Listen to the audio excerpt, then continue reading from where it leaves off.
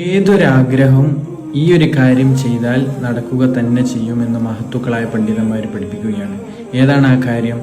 21 ദിവസം മഗ്രിബിന് ശേഷം അല്ലെങ്കിൽ സുബഹിക്ക് ശേഷം സൂറത്തുൽ ഫത്ഹ് പാരായണം ചെയ്യുകയും അതിനുശേഷം 489 തവണ യാ ഫത്താഹു യാ അള്ളാ എന്ന് ചെല്ലുകയും ചെയ്താൽ അള്ളാഹു സുബ്ഹാനഹു വ തആല അവൻ്റെ മനസ്സിലുള്ള ഹലാലായ ഏതൊരാഗ്രഹവും അള്ളാഹു സുബ്ഹാനഹു വ തആല നടത്തി കൊടുക്കുമെന്ന് മഹത്തുക്കളായ പണ്ഡിതന്മാർ പഠിപ്പിക്കുകയാണ്. ഈ അറിവിനെ നിങ്ങളുടെ കുടുംബത്തിലും മറ്റുള്ളവരിലേക്കും എത്തിക്കുക. അള്ളാഹു സുബ്ഹാനഹു വ തആല നമ്മളൊക്കെ സ്വീകരിക്കുമാറാവട്ടെ. നടക്കില്ല എന്ന് കരുതിയ ഏതൊരാഗ്രഹം ഈ ഒരു കാര്യം ചെയ്താൽ നടക്കുക തന്നെ ചെയ്യുമെന്ന് മഹത്തുക്കളായ പണ്ഡിതന്മാർ പഠിപ്പിക്കുകയാണ്. ഏതാണ് ആ കാര്യം?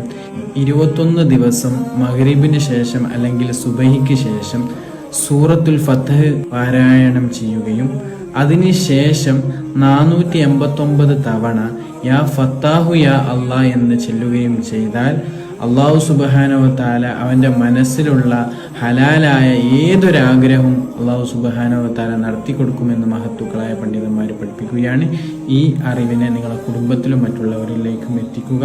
അള്ളാഹു സുബ്ഹാനഹു വ തആല നമ്മളൊക്കെ സ്വീകരിക്കുമാറാവട്ടെ.